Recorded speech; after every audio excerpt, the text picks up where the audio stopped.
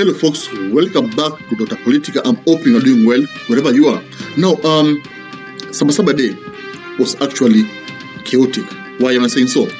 I mean, over 30 people were killed and the government has confirmed so. And of course, when you see the government saying 30 people were walimalizwa, know that there were almost 50 and above, because that's how it is. So, there are some shocking scenes I witnessed. In Kitangela, there's a girl who was shot. Bridget was shot.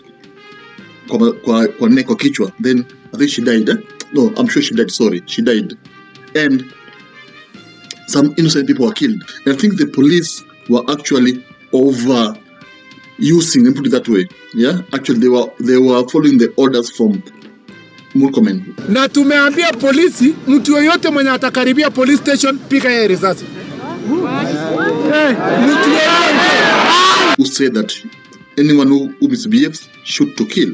But Murkomen said people who go to police station to vandalize police station akusema watu kwa barabara. But policemen took it to their advantage, and that's what Kenyans want. I mean, they told Murkomen, if you tell the police to shoot watu, they will misuse their rifles. And now the government is all to blame here, because ando nambe polisi wamaliza watu. In fact, after the Mandamano, what happened?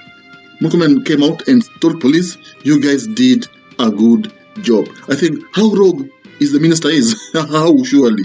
Let me say thank you very much for the work you did today to secure our people, their lives and their property.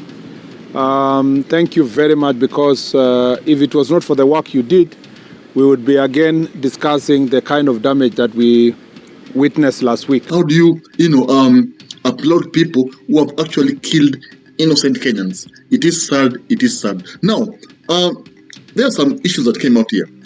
Some people say that the government was actually maiming or finishing people from Mount Kenya. Wanasema kwamba Ruto anamaliza Mount Kenya. In fact, people now are remembering what Uhuru told them. Yeah, remember, prior to elections, Uhuru alisema, nyinyi watu mlima mtanikumbuka. If you let Ruto, mtanikumbuka. But of course, at the time, Mount Kenya people walikuwa juu, walikuwa na kiburi. Wakawaambia, hatuwezi pea mganga kura, tutapea kijana wa Mungu, mwenye Biblia, William Ruto. Now, mwenye Biblia amechange.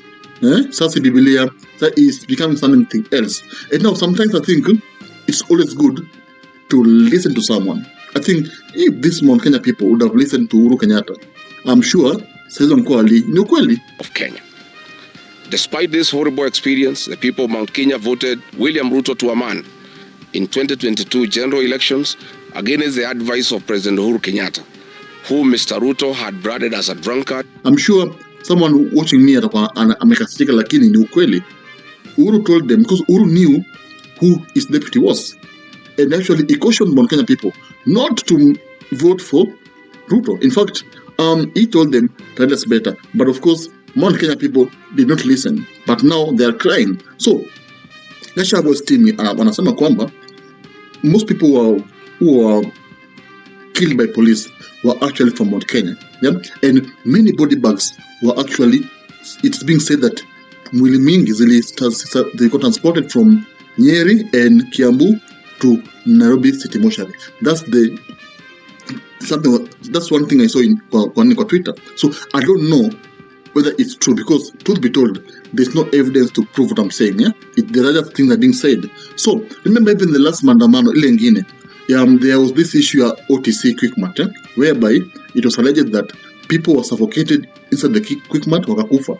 In fact, there was even a street kid who revealed that they were paid to move that two bodies to city mortuary. You see now, so all these crazy scenes are actually making Kenyans ask themselves questions: where are we headed as a country? Like, what is next? Because now Kenyans are adamant that Mandamano lazima iendelee, and the government has said Mandamano itaendelea, lakini I will have to also cut your life short.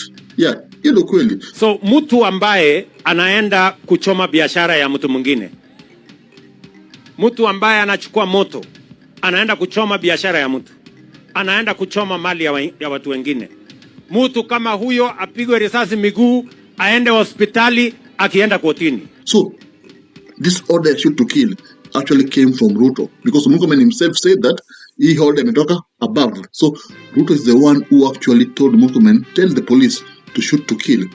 Why do you think he's saying so? William Ruto is now afraid.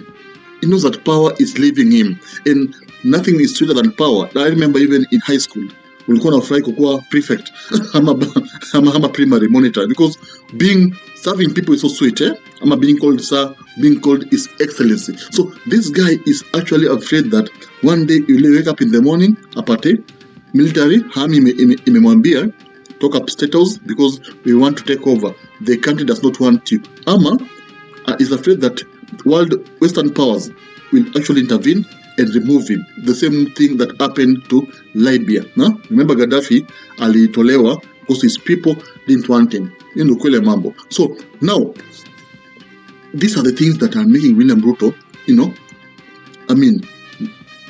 apply brute force kwa mandamano. Now, it's ready to do anything to stop this mandamano, including paying goons, because we have seen goons beating actually protesters. I've seen a video whereby goons were beating protesters.